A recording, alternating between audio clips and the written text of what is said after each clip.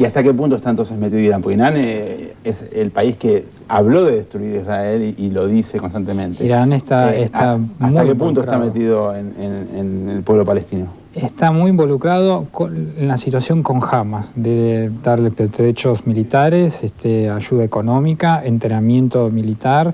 De hecho, cuando hubo sanciones económicas a Hamas, el bloqueo que hace Israel a Hamas por la no reconocimiento del Estado de Israel, de un Estado judío, y bueno, y con los miles de Qasam que constantemente, día a día, las milicias de Hamas tiran a suelo israelí, el único que dio fondos fue Irán. Entonces hay un involucramiento fuerte. Ahora, cuando uno habla con Al-Fatah, te dicen que es un problema. Si off the record, te dice que eso es un problema. A ver, no vamos a decir para nada, está muy lejos de nosotros decir que estos ataques con Qasam en el sur de Israel son algo menor, no es nada menor. Pero la pregunta viene entonces, hecha esta aclaración, en otro lado. Irán habla de destruir a Israel y están buscando la bomba atómica. ¿Vos te imaginás, Julián, que esto lo van a querer concretar así de claro, digamos, 1 más 1 es 2, o sea, estaban preparando la bomba, ¿quién destruye Israel? ¿Pensás que puede haber un ataque grande de Irán en la región? Definitivamente. Y para esto hay solamente que escuchar a los propios líderes iraníes.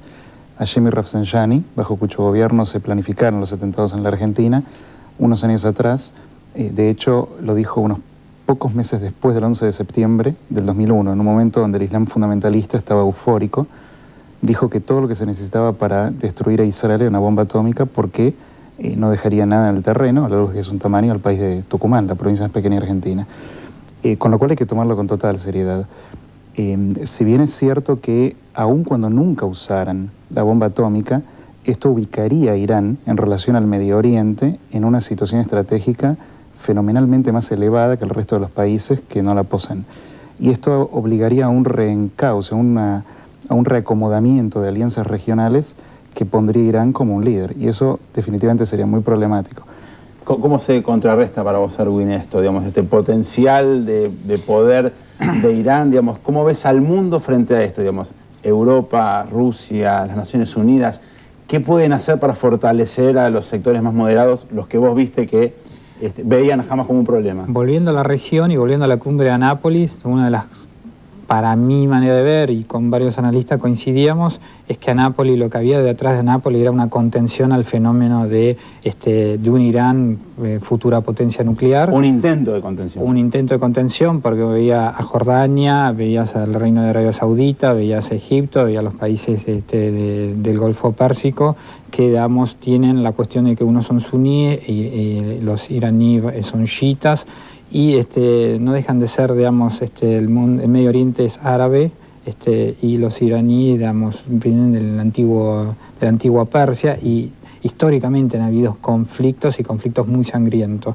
Hay una contención, o se está tratando de contenerlo, de ahí es que hay un fenomenal acuerdo de venta de armas de Estados Unidos a Arabia Saudita, se ha incrementado la ayuda militar a Egipto, Jordania también ha tenido una ayuda militar, y empieza a jugar Rusia. Yo hace 2 años atrás, más o menos, escribí un artículo de que la vuelta de los árabes al Medio Oriente, porque la condenación de la deuda que había hecho Rusia a Siria, el 70% de la deuda externa de Siria con los rusos había sido condenado, pero para poder comprar nuevo armamento, el desembarco de fuerzas especiales rusas para entrenar a la milicia de Al-Fatah, y obviamente con el tema de Irán, el reactor nuclear, que durante un tiempo había estado suspendido por falta de pago, ahora ha sido nuevamente reactivado. Compra de armamento, la postura tanto de Rusia como China en el Consejo de Seguridad es por el veto, no hay que tomar ningún tipo de medidas extremistas o de tinte belicista.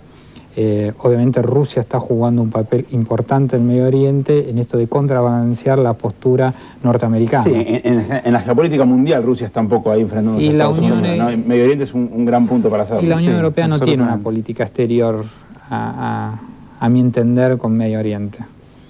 Es el gran actor que todavía no tuvo un peso importante de la Unión Europea. Digo, económicamente Europa cada vez es más fuerte, la cantidad de gente políticamente, pero el Medio Oriente está un poco tibio, me parece.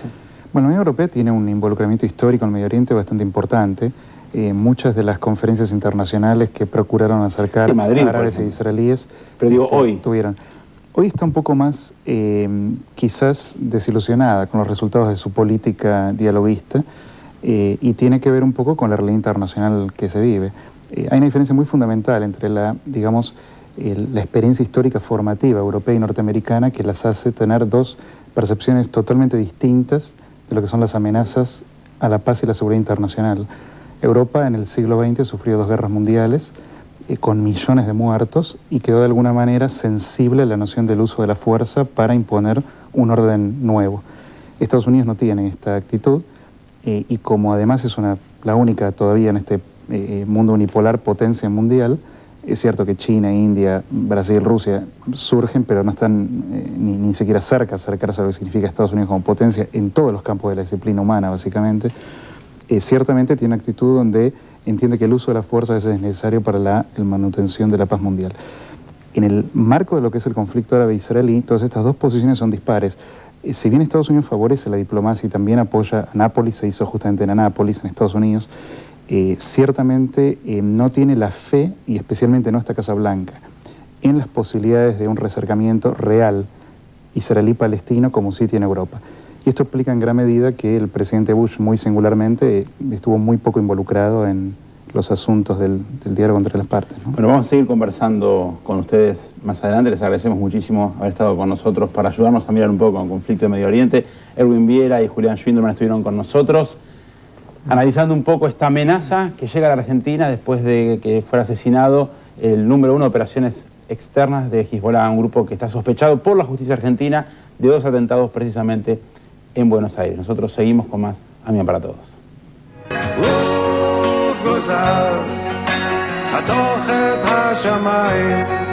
Seguimos en AMIA para Todos y ahora queremos comentarles que hay un ciclo en la AMIA relacionado con visiones antropológicas sobre la judeidad. Nuestro compañero Gaby Katz estuvo allí para conversar con la persona que dicta los cursos, el licenciado Daniel Bargman, quien conversó con Gaby sobre la diversidad dentro del judaísmo. Lo escuchamos.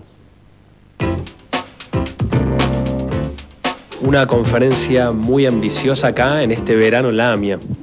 Sí, es un ciclo de 6 charlas sobre una etnografía de la judaidad, o sea, estamos abordando los grupos, tribus, sectas, grupos periféricos del judaísmo desde la época bíblica y hasta la actualidad. Por ejemplo, los samaritanos, las sectas judías en tiempos de Jesús, el origen del cristianismo, los caraítas, la conversión del reino de los Casares, el origen de la diferencia cultural entre el judaísmo sefaradí y el judaísmo ashkenazí, entre otros temas, ¿no es cierto? ¿Cuándo comienzan a originarse este tipo de diferencias? Ya en la época bíblica hubo una decisión por parte de los samaritanos que sostenían que el centro de culto no estaba en Jerusalén, sino que estaba en Samaria, en Shomrón. Por supuesto que según la Torá, los samaritanos no serían judíos, sino descendientes de los colonos traídos por los asirios cuando destruyeron el reino de Israel. Ellos tienen su propia versión. Y en la época del Segundo Templo ya vemos una profusión de distintas sectas que ninguna se aparta, pero todas conforman un judaísmo que es muy diverso. Una de ellas, los esenios, que es la secta de Qumrán, de los rollos del Mar Muerto, puede haber sido un antecedente del comienzo del cristianismo, que sí comenzó como una secta judía y terminó apartándose.